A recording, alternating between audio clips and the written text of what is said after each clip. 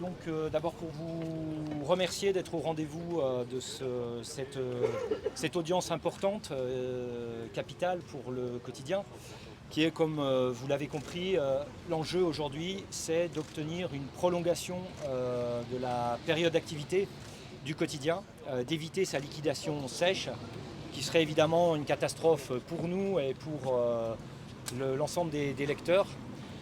Donc on a bon espoir à l'audience de cet après-midi d'obtenir une prolongation d'activité de 3 mois qui nous emmènerait jusqu'au 4 avril et qui permettrait à d'éventuels repreneurs de se positionner et de faire des offres qu'on espère économiquement viables, socialement acceptables et éditorialement ambitieuses pour défendre ce qu'est le quotidien depuis sa création en 1976, c'est-à-dire un journal indépendant au service de ses lecteurs.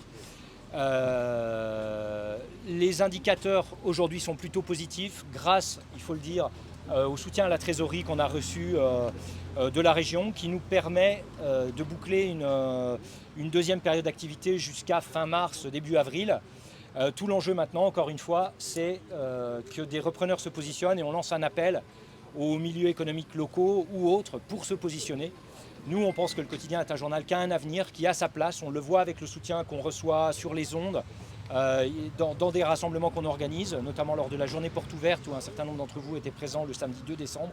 Il y a un attachement réel au quotidien, même si le quotidien doit défendre sa place, doit se renouveler aussi pour redevenir un journal populaire, le journal de tous les Réunionnais.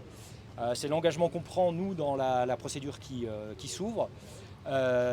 Et donc on souhaite évidemment que nos lecteurs et nos soutiens restent mobilisés pendant la période qui s'ouvre pour ouvrir cette nouvelle page nécessaire de l'histoire du quotidien.